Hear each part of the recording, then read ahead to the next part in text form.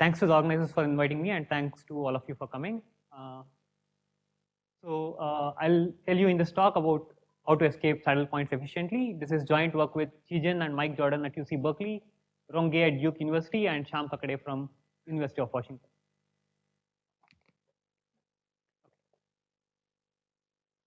So the setting of this talk is non-convex optimization, where we are given a general non-convex function f and we wish to minimize it. All of us might already know that pretty much all of modern machine learning is essentially built on non-convex optimization, and examples include neural networks, matrix tensor factorization, unsupervised learning, such as learning distributions that Pravesh mentioned earlier as well. And not surprisingly, because of the generality of this problem, it's NP hard in the worst case.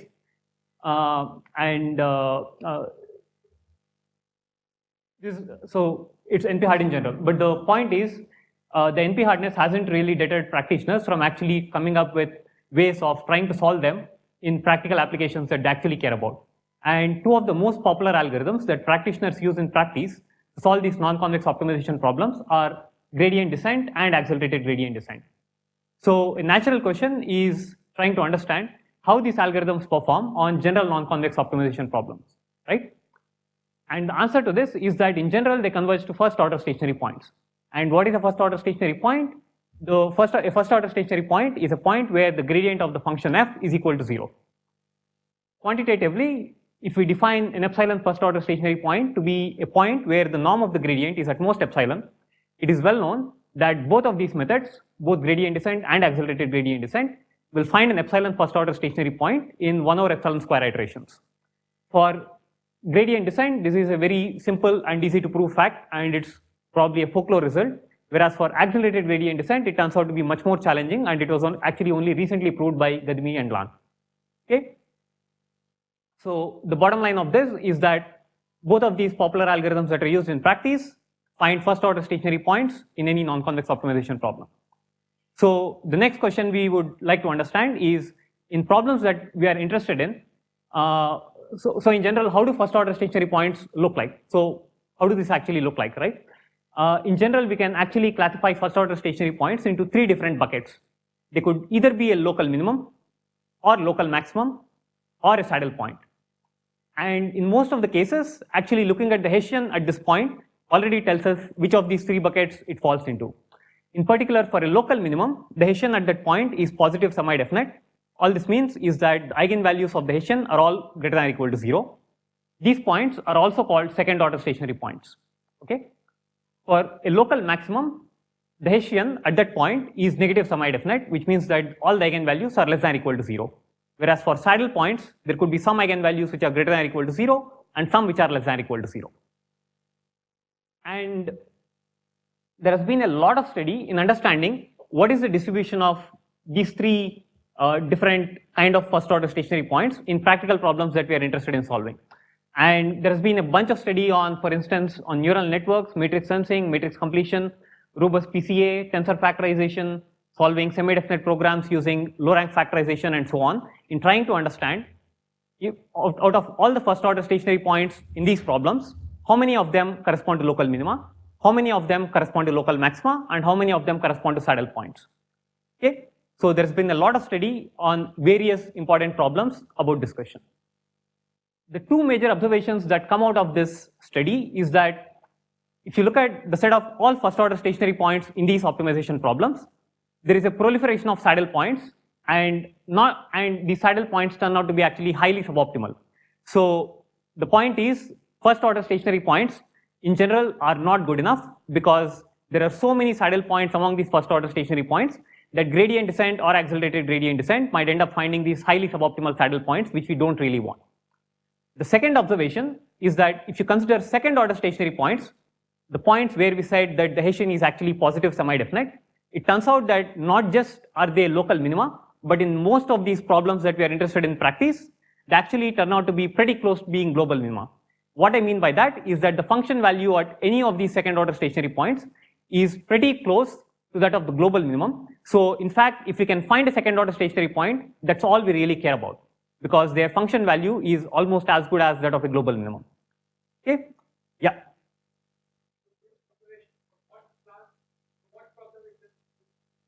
So a bunch of these things. For instance, in neural networks, it's an empirical study. And for matrix completion, it was a NIPS best paper that Gay and Ma and Lee had last year, where they showed that there are no spurious local minima for the matrix completion problem. And similar things have been seen for a bunch of these other problems. For instance, the smooth semidefinite programs and synchronization and community direction. A bunch of these problems, this kind of property has been shown. There are no spurious local minima. Yeah, yeah. And in the neural networks papers, like a couple of these papers that I mentioned, they show that like both of these things, it's not a theoretical study, it's an empirical study, but they do show that this behavior is kind of existent in the neural networks that they actually experiment with. Okay? Okay, so now the next question that we need to look at is clear from this slide. How do we find second order stationary points efficiently? And broadly, there are three classes of approach towards finding second order stationary points so far in the literature. The first class of methods use the full Hessian information. The second class of methods only require access to Hessian vector products. And there is a third class of methods which require access to only gradients of the function that we wish to optimize. Okay? Let me just briefly tell you about each of these things.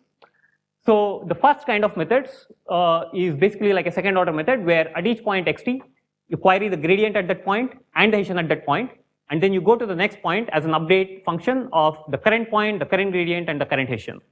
This is the broad template of these methods, and examples include cubic regularization as well as trust region methods. But the point is these are really infeasible for high dimensional problems because we cannot really store the Hessian of a high dimensional problem. The second class of methods based on Hessian vector products are very recent, and they were born out of this very cool insight on these full Hessian methods, where Karman et al. As well as Agarwal et al. Observed that the update function that we have in this full Hessian method itself can be solved using either gradient descent or accelerated gradient descent. So the update method that these full Hessian methods involve, for instance, would include either a matrix linear system solve in the Hessian, or computing the singular value decomposition or the top eigen components of the Hessian matrix that we observed there. Instead of using a full direct method of matrix inversion or complete singular value decomposition for solving this update method, you could actually use an iterative method to solve this problem. And if you try to do that, then all you require access to is the gradient of f as well as Hessian times arbitrary vectors v, and then you could use these two black boxes to actually solve the update using another iterative scheme using gradient descent or accelerated gradient descent. And this could have much better complexity because in this one you don't really have to store the full Hessian information. Okay, that's the second kind of methods.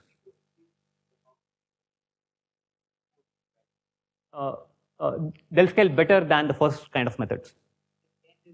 Yeah. If n is large, they would depend on n. Well, let's now say that we have a fixed function f, not like sum of functions or anything of that sort. If you have a fixed function, the first one will scale as d to the omega at least because you have to invert the Hessian matrix, whereas the second one could scale with d times condition number and things like that. Okay. And the third kind of methods are,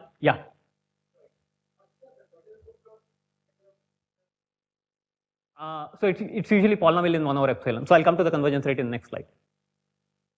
Okay, so the third kind of methods are pure gradient based methods, and Gay et al. Actually were the first to even show that even pure gradient based methods can actually get you to second order stationary points, which has a statement about the Hessian and not just the gradient.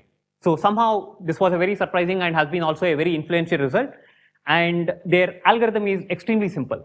So what they say is that instead of doing just gradient descent, in every iteration of gradient descent, you add a random perturbation. So xt plus 1 is equal to xt minus eta times the gradient and minus eta times this random perturbation. Once you do this, it turns out that you actually not just converge to first order stationary points, you end up converging to second order stationary points. Okay, extremely simple algorithm. So if I put numbers to all these results like Pravesh was asking earlier, we have this table. So just for notation, we note that an epsilon second order stationary point is defined to be a point where the norm of the gradient is less than or equal to epsilon, and all the eigenvalues of the Hessian are greater than or equal to minus square root epsilon. In general, we could say we could replace these epsilons with epsilon g for gradient and epsilon h for Hessian, and we can write all these results with two different epsilons. But for simplicity, this turns out to be the right way of choosing epsilon and square root epsilon. So I'll present the results using just one epsilon parameter. Okay. So the full Hessian methods require 1 over epsilon to the 1.5 iterations in order to find an epsilon second order stationary point. Okay. The Hessian vector product methods require 1 over epsilon to the 1.75 iterations in order to find the epsilon second order stationary point. And the O2DL here hides polylog factors in dimension and epsilon. Okay. Finally,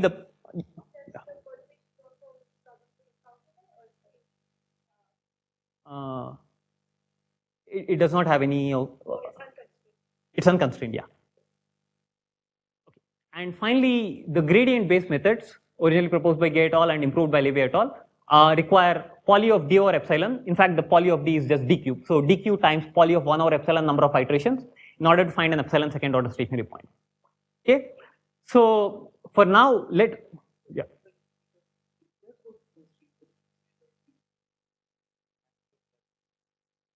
Yeah. You have to be able to do. So gradient-based methods, I know for sure. For full Hessian and Hessian vector product, I think it would hold, but they don't do those in their papers.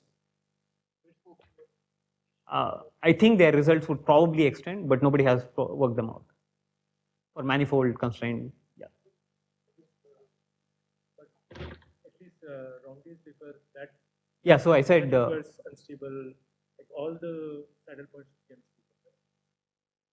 No, so I said like you will converge to epsilon second order stationary points. This does not have anything about strict saddle or anything. That requirement will tell you that you will end up being at a local minimum.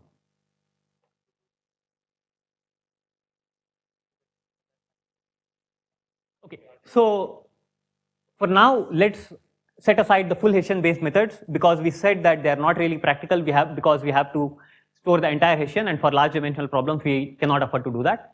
So if we compare among the remaining two methods, the Hessian vector product methods and the pure gradient based methods, the Hessian vector product based methods require a stronger oracle, which is access to Hessian vector products, right? Even if we ignore that, then it's clear that the Hessian vector products have a much better iteration complexity as compared to the gradient based methods, which actually depend polynomially on the dimension. But there is a lot to be said in favor of these gradient based methods because of their simplicity. As I showed you earlier, the updates that they use are extremely simple and extremely easy to implement. So the question that we ask here is whether essentially pure gradient descent, gradient-based methods, and in particular essentially pure gradient descent, like where by essentially pure we mean adding noise or perturbation like we saw earlier, does this actually converge to second order stationary points efficiently and in particular independent of the dimension d? Okay. Now let me try to convince you why this is important. So by giving you an analogy in the context of say linear programs. So we know that Newton's method by itself cannot solve linear programs, and that's the reason we use Newton's method as a building block and design a more complicated interior point method to solve linear programs. If Newton's method could solve linear programs by itself, we would most likely be just using Newton's method for solving linear programs and not having to design interior point methods. Similarly, for non-convex optimization, we would like to go with some more complicated Hessian vector product algorithms only if gradient descent by itself does not work on solving these problems. If pure gradient-based methods can already solve these problems efficiently, then there is no reason for us to go and design more complicated Hessian vector product algorithms to solve these problems in practice, right? So the reason we are asking this question is just because this is a much more basic and much more fundamental algorithm, and we would like to go to a more complicated algorithm only if this actually does not work. Okay, so is the question clear?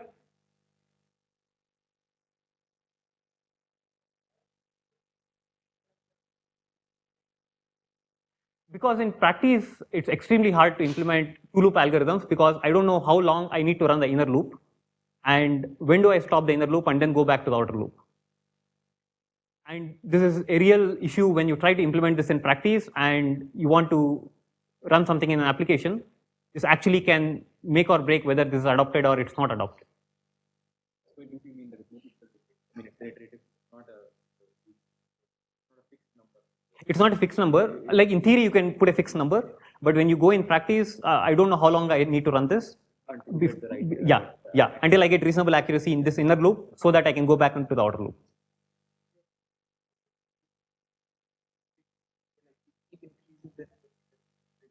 That's possible. Like in theory, I don't think I'm going to give you a stronger result, but all of our argument is that it's important to understand the simplicity of algorithm even when you apply to practice, because if you want these algorithms to be adopted by practitioners, simplicity plays an extremely important role in being adopted in practice. But at the same time, we don't want to sacrifice efficiency in our algorithms. So we want to design as efficient algorithms as possible while still maintaining simplicity. And that's the basis of the question that we are asking. Okay. So we answer this question in the affirmative and show that essentially pure gradient descent, by essentially pure we mean adding noise and so on, can actually find epsilon second order stationary points in 1 over epsilon square iterations. And this O twiddle again hides polylogarithmic factors in the dimension and epsilon. Okay. Now this is still not satisfactory because the 1 over epsilon square does not match the 1 over epsilon to the 1.75. So we still don't want to sacrifice efficiency for simplicity. So a natural question we ask, the next natural question we ask is whether it's indeed possible to get the same complexity as these Hessian vector product algorithms using extremely natural and pure gradient based algorithms. Okay. Now this also gets us back to a different aspect which is well known in the gradient based convex optimization literature, which is that gradient descent is not the optimal algorithm if you look at convex optimization using pure gradients. Accelerated gradient descent turns out to be the optimal algorithm in this context. And this question essentially turns out whether essentially pure accelerated gradient descent, can it converge to second order stationary points faster than essentially pure gradient descent? And the answer again turns out to be yes. And in fact, the new accelerated gradient descent method with modifications that we propose actually converges to second order stationary points at essentially the same rate as the Hessian vector product algorithms. So this achieves the optimal iteration complexity using just a pure gradient based method and an extremely simple algorithm. So these are the results. Any question about the results or comparison?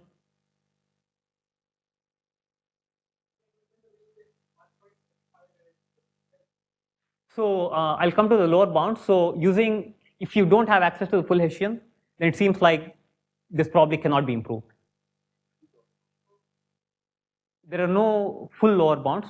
Okay, so I'll talk about lower bounds maybe towards the end, but there is a lower bound, but it's between 1.5 and 1.75, and that's an oracle lower bound. Yeah.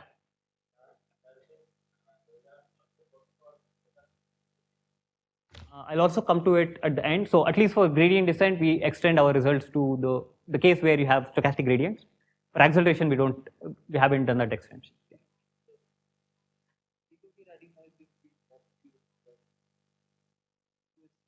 But yeah, so in general, the noise you add depends on epsilon. So if you want epsilon to be super small, you'll be adding extremely small noise.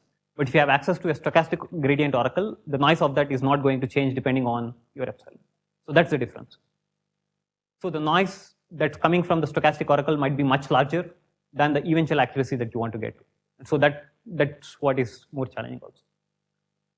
Okay, so let me just summarize our results. So as we saw in several important problems in practice, convergence to second order stationary points is extremely important, and gradient descent and accelerated gradient descent may not be able to get to second order stationary points and would actually get stuck in first order stationary points. However, we show that extremely small modifications such as adding perturbation and so on to these algorithms actually help them escape saddle points efficiently and gets rates that are best known at the moment. Okay? And the bottom line of all of this is that we do not really need complicated nested loop algorithms, and these simple algorithms actually give you the optimal rates that we know of. Okay, so in the next part of the talk, I am going to give you the main ideas of the proof of our result for gradient descent. So if there are any questions on the result or the context of the result.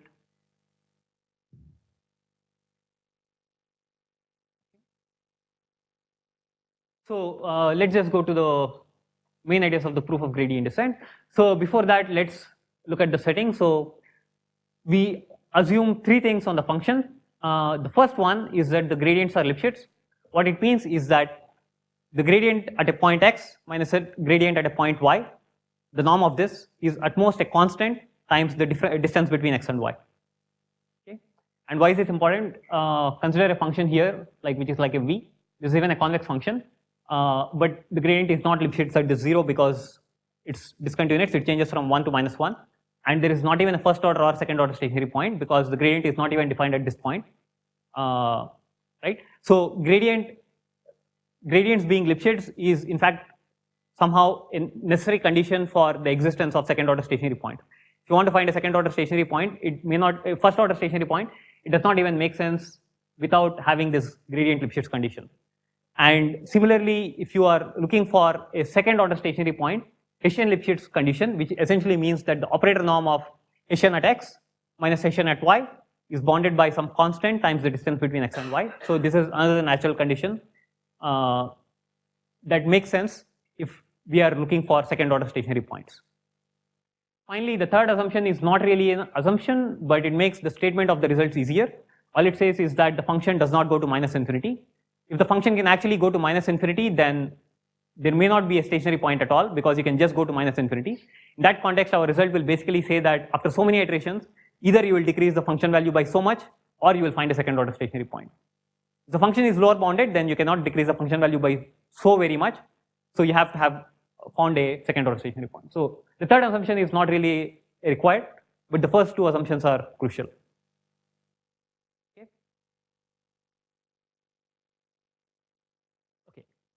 So let's start with understanding how gradient descent actually behaves in any of these non-convex optimization problems, right? And we recall here that first order stationary point means that gradient is small, second order is gradient is small, and the smallest eigenvalue of the Hessian is approximately greater than or equal to 0. Okay. So gradient descent takes, say we take a gradient descent step where xt plus 1 equal to xt minus eta times the gradient. There are two scenarios. One when the gradient is large, the other one the gradient is small. When the gradient is large, it turns out to be actually a good case because it's very easy to show just by using the gradient Lipschitz condition that the function value decreases significantly. And intuitively it's clear because if the gradient at a point is large, then in the neighborhood of the point, the gradient still has to be large in the same direction. So if I move slightly in that direction, I'm going to decrease the function value in that direction, right? So if the gradient is large, I decrease the function value significantly, and this is a good thing for me to do. If the gradient is small, I could be in one of the two situations. Either I'm at a second order stationary point or I'm at a saddle point, right? If I'm at a second order stationary point, I'm okay because that's my goal. But if I'm at a saddle point, I have to do something to get away from this saddle point. So the main question that we need to understand is how do we escape from these saddle points whenever we are stuck in one of these saddle points. And the algorithm that we propose is extremely simple, and this is the algorithm. So in every iteration, we check whether a perturbation condition holds. If the perturbation condition holds, then we add a small noise to our iterate xt. So xt is the iterate, and the zeta t is drawn uniformly in a small unit ball. This is the perturbation, so randomly drawn from this small unit ball, and we perturb our iterate by this random direction. And then the fourth step is just doing gradient descent. So between adding so if we are not adding perturbation in any particular iteration, then we are just doing gradient descent. More concretely, if we are adding perturbation in the first step, and then we are adding perturbation only in the 10th step, from first to the 10th step, we are just doing gradient descent. We're not doing anything else, right? So that's the first observation. And what is this perturbation condition? The perturbation condition is just this. If the gradient is small, and if we have not done many perturbations in the last several iterations. So why gradient is small? So the gradient being small requirement is natural because earlier we saw that if the gradient is large, gradient descent anyway makes progress. We don't have to do anything at all. So we first check whether the gradient is small, and then we don't have to do perturbation in many iterations going forward, so that we do a perturbation and let gradient descent run for a certain number of iterations and see progress. So let me try to illustrate this with an animation I made. I hope this will illustrate what I want to say. So let's say we are stuck at this saddle point, which is right here, right? When we do a perturbation, the point moves randomly in some arbitrary direction, right? It moves randomly in some direction. The hope is it would also move in a direction where there is a gradient pushing in the decreasing direction. So after this perturbation, if we do gradient descent starting from this point, it will slightly move, so that eventually it will escape from this saddle point. We give time for gradient descent to escape the saddle point, and that's why we don't do perturbation in a bunch of iterations after we do it once. Okay, that's the main idea. So if we are stuck at a saddle point, perturbation moves us randomly away from there, and hopefully we'll end up in a good set from where gradient descent can just take us away from that set. Yeah. Seems that the scale of the perturbation will take an important role for this. Yeah. So how do you decide that? So the perturbation has to be extremely small, because when you're doing a perturbation, you might actually end up increasing the function value, and that's actually not good. Then you may not be able to do this potential function argument, because you decrease, like gradient descent will decrease function value till some point, and then you suddenly do a perturbation and your function value increases. But then you have to make sure that the perturbation is small enough so that even after, when you run gradient descent after the perturbation, the decrease is enough to actually offset whatever increase you have in this perturbation step.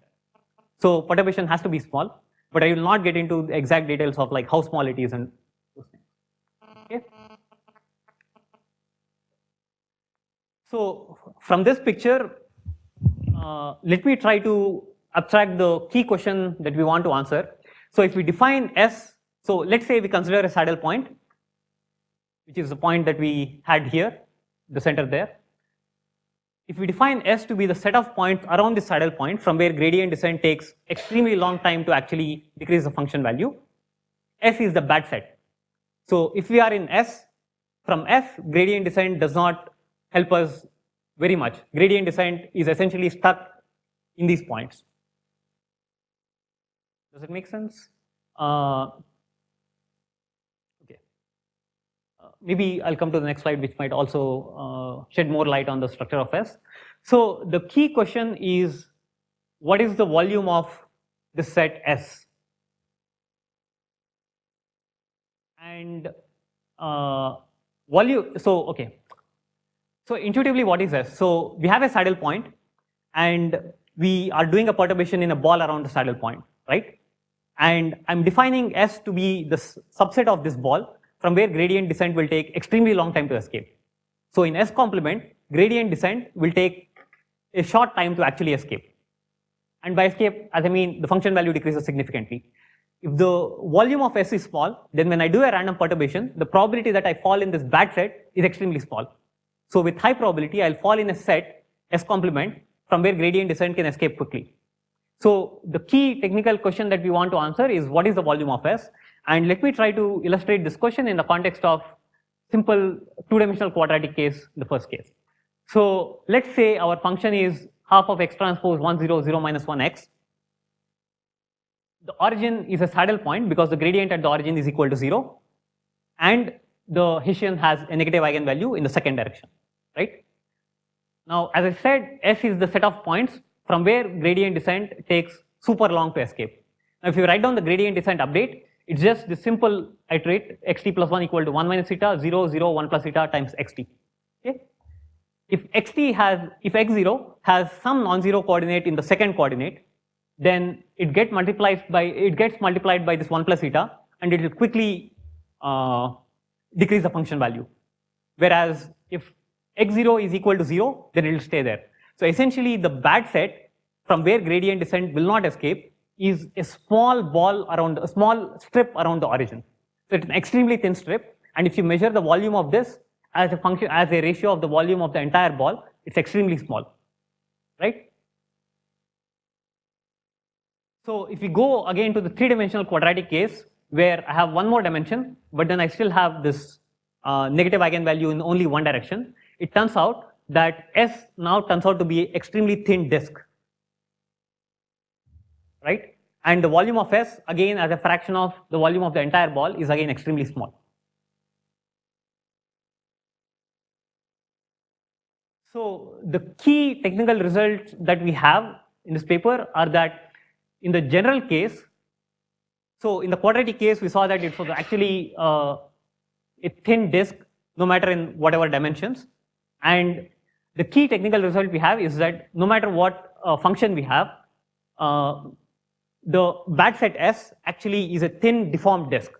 In the quadratic case, it was exactly a disk. In this case, it could be deformed in certain ways. We don't know how to exactly characterize how this deformation is, but the point is it's still a thin deformed disk and the volume of the set is small. So if you do a perturbation starting from a saddle point, then with high probability you will fall outside this set, and from there gradient descent will escape very quickly. Okay. Now in the next few slides, let me try to illustrate how like the main two ingredients of these proofs. And the two key ingredients of this proof are one, what we call improve or localize, and the second thing is a coupling argument. Let me quickly first go over the improve or localize. Okay, so at an intuitive level, what this improve or localize says is the following. Gradient descent either decreases the function value by a lot, or all the iterates are very localized. They do not move much. If the gradient descent iterates move a lot, then function value has to decrease. Okay, so either you improve the function value, or you are localized in an extremely small set. So let me start with the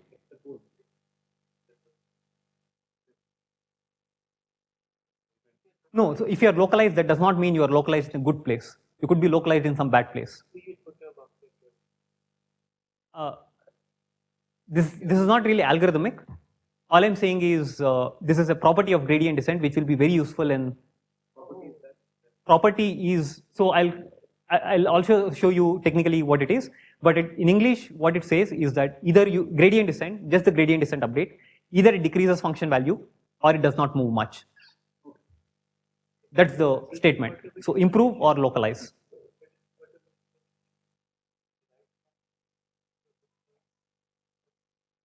I mean, it's a combination of both of them. Let me finish the proof and then let me take questions after that. Okay, so let's first try to understand what this improve or localize is. So this is just the gradient descent update and the inequality that we saw before. F of xt plus 1 is less than or equal to f of xt minus step size over 2 times norm of gradient square, right? This is just based on the gradient Lipschitz condition. Because xt plus 1 is equal to xt minus eta grad f of xt, we can actually say that grad f of xt is equal to xt minus xt plus 1 over eta. This is just plain substitution, right? But this is already actually quite useful because this means that how much you move is upper bounded by the amount of decrease in function value, right? Now I can use Cauchy-Schwarz from the beginning to say that x0 minus xt square is at most 3 times the summation of xi minus xi plus 1 square. And if I do a telescopic sum of all the right hand sides, I'll see that I get 2 eta times the number of time steps times f of x0 minus f of xt, right? So again, saying it in English, like this seems like an extremely simple thing, but this turns out to be very, very useful. The point is, either the function value here is, so this decrease here is super large, in which case the bound is meaningless, but then our algorithm actually has made a lot of progress, or our algorithm actually did not make any progress at all, this is super small, in which case, basically all the iterates lie around the starting point. We have not really moved much at all. The algorithm's iterates are basically localized in a very small ball.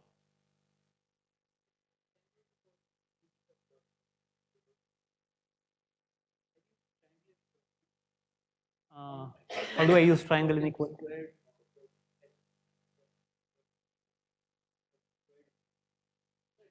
So so then I would get a summation of square root of f of xt xi minus f of xi plus 1. I don't know how to use that.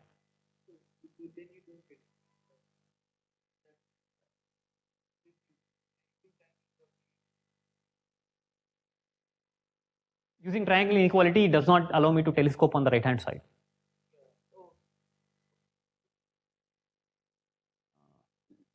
Let me take more detailed questions offline, but the point I want to stress here is that this looks extremely simple, but this can be very powerful because you're making a statement that either gradient descent improves the function value or it does not move much. That's the basic statement. The second kind of technique that we introduce here in order to study the structure of this set that I mentioned S is the following. So let's consider a saddle point and a ball around the saddle point. So the center here is a saddle point, and we consider a ball around the saddle point. We consider 2 points U and W, which are separated along the smallest negative direction of the Hessian at. Okay, so the saddle point has a negative eigendirection, and that's why it is a saddle point, of course. So we consider 2 points U and W, which are separated by a small distance in this negative eigendirection. Okay, so U and W are exactly separated in this negative direction. The main claim we can make from here is that either gradient descent from U escapes or gradient descent from W escapes. We don't know which of these it would escape from, but at least one of them will escape. And this already tells you how we get this thin strip kind of argument, because if you look at the intersection of this set with the negative eigendirection, it can have a very small intersection with any of the shifted lines here, because if the set intersects somewhere here, then the point U might be here. So if you take any point W which is off from that set, off from this point, then it has to escape, right? This already gives you an intuition of why we get this thin strip kind of behavior. So let's try to prove this using improve. So we use improve or localized lemma to actually prove this claim.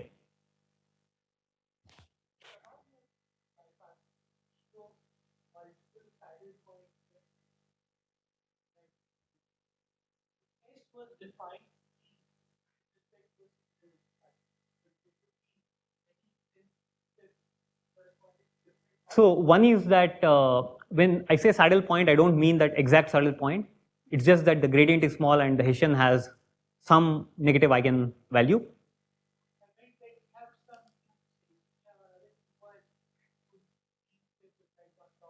Yeah. So there are continuity assumptions that might preclude things like that, because if I am at a saddle point, at least in the neighborhood, and it has a negative eigendirection, then at least in the neighborhood, this negative eigendirection still is a negative eigendirection for the Hessians in this entire ball. So it cannot be the case that I have a saddle point here with some negative direction, and then I have something extremely close where this negative direction suddenly becomes a positive direction and there is some other new negative direction. So those things cannot happen because of this smooth continuity assumptions. Right? Okay, so let's try to prove this coupling claim that either gradient descent from U escapes or gradient descent from W escapes using this improve or localized lemma. And the proof idea is this. So first we note that if gradient descent from either U or W goes outside a small ball, then just by using the improve or localized lemma, we know that we are fine, because the function value had to decrease. If the function value did not decrease, then it would not have gone outside a ball. So if the iterates actually go out of a ball, then the function value would have decreased, so we are already done. So the bad case is if the gradient descent from both U and W lie in an extremely small ball around there, then the function value need not have decreased. But the good thing in this case is that we can actually approximate the entire function using a quadratic within this small local ball and use Hessian-Lipschitz assumption to bound the approximation error. And for a exact quadratic, we already saw that if 2 points are exactly separated by small amount in the negative eigendirection, then the one which is closest to 0 might not escape, but at least one is far away from 0, and that has to escape. Right? So that's the basic argument, that we reduce this to the, so either the gradient descent from both the points escapes, in which case we are already fine with improve or localize, or it's localized, in which case we can just approximate it using a quadratic in the small local region, and then we can bound approximation errors. That's the main idea. So if you put everything together, then the algorithm looks like this. So we take a gradient descent step, and if the gradient is large, we don't do anything, and function value decreases, it's all good. If the gradient is small, we could be either at second order stationary point or at saddle point. If you are at a second order stationary point, it's actually good, but we don't have any way of distinguishing between these two things because we only have access to the gradient. We don't know whether the smallest eigenvalue is negative or not. So in either of these two cases, we end up adding perturbation and run gradient descent because we cannot distinguish between these two cases. If we are at a saddle point, we just saw that perturbation plus gradient descent with high probability will decrease the function value, which is good, right? If we are at a second order stationary point and we did perturbation plus gradient descent, there are two scenarios. The first scenario, we move quite away from second order stationary point. We can again use improve or localize to say that if we actually move away from second order stationary point, then we actually had to decrease the function value. So in that case, we decrease function value. If you don't move too much away, then we are anyway close to second order stationary point, in which case we are again fine. Because in the end, we either want to decrease the function value or we want to get to second order stationary point, right? Yeah. So perturbation adds a small amount of noise and you do a bunch of gradient descent steps. So the gradient descent steps should decrease enough to compensate this perturbation. And so that's basically, yeah. Okay. So this basically is the proof of the entire result. And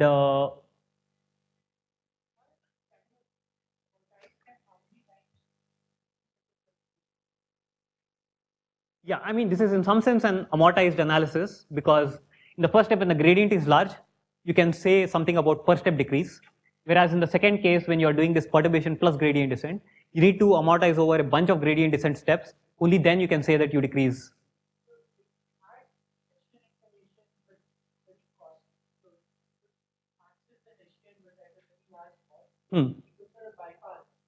Yeah, you could do, I mean, then you would actually get decrease in every iteration. Oh, I see.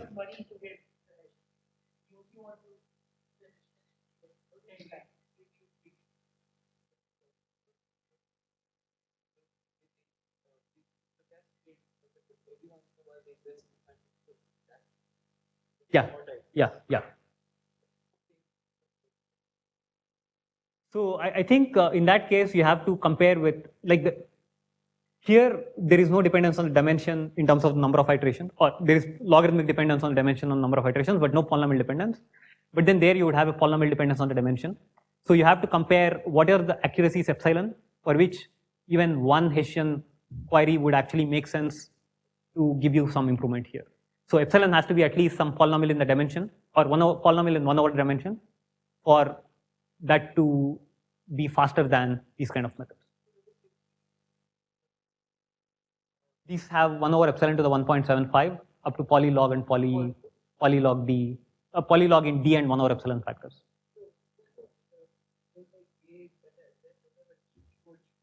Yeah, so so the best result there is d cube over d cube times poly of 1 over epsilon. But you can use this rather than that. This is also a pure gradient based method. Okay, so this was basically the proof of the claim that I made, our result for gradient descent. And what I did not talk about today was our result for accelerated gradient descent, which says that essentially pure accelerated gradient descent, but there are asterisks in the sense that we do some modifications to accelerated gradient descent, does escape saddle points faster than essentially pure gradient descent. And the key tool we use this in this other result is a new Hamiltonian for accelerated gradient descent. Hamiltonian is a physics term for what we call potential function in computer science literature. And the only reason for us to use Hamiltonian is because in physics, potential energy, Hamiltonian stands for total energy, which is the sum of potential and kinetic energy. So just to distinguish the total energy from potential energy of physics.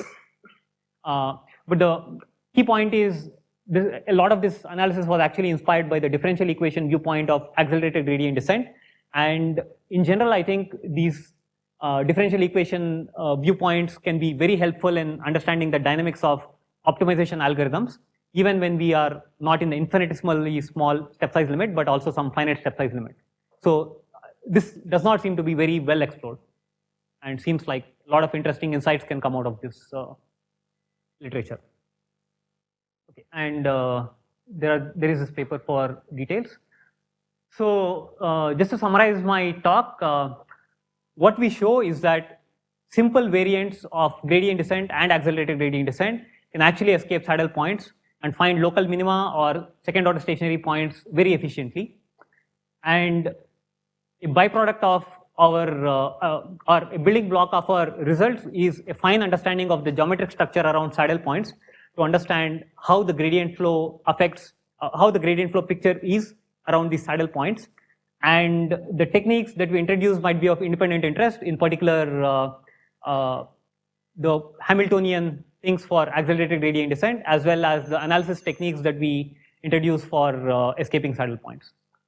We also have some extensions to stochastic setting, in particular for the gradient descent result, where we have access only to stochastic gradients. So let me briefly conclude with few open questions. So the first open question which already came up was about lower bounds, and there is recent work, there are a couple of recent works by Karman et al. But there are still gaps between upper and lower bounds, and it seems unlikely that we can improve the upper bounds, so probably it's lower bounds that need improvement, but still there are gaps nonetheless. So extensions to stochastic setting are yet to be done, and they also seem important in practice because most of the practical applications actually use stochastic variants of these methods and not deterministic variants of these methods.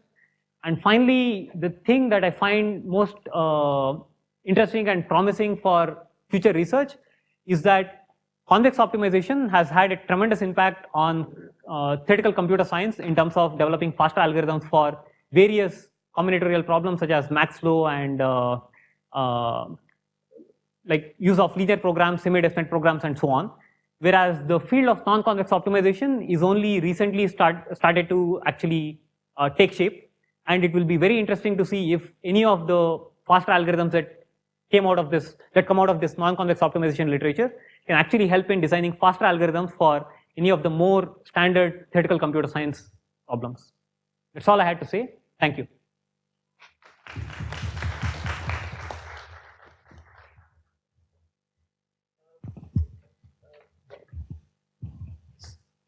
Starting with Ye's work, all these algorithms, I guess, they have this slightly annoying feature that they can escape second order stationary points as well.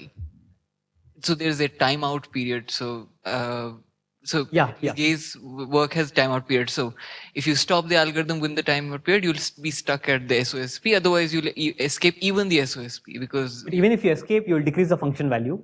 Yeah, but I'm not sure if people want a lower function value. They care for the stationarity.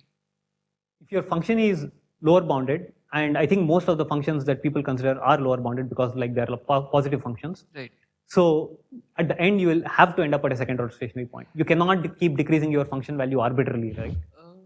So you're saying that you don't have a timeout issue after a sufficiently long. If your function is lower bounded, so there are two scenarios. Either you're at second order stationary point or you decrease function value. If your function is lower bounded, you cannot keep decreasing your function value arbitrarily. So in the end, you will end up at a second order stationary point. Okay. So you will get stuck. You'll never move out of that. Yeah. Despite perturbations taking place. Yeah, because the perturbations are not too large. It depends on the epsilon. Oh. So your perturbations are super small.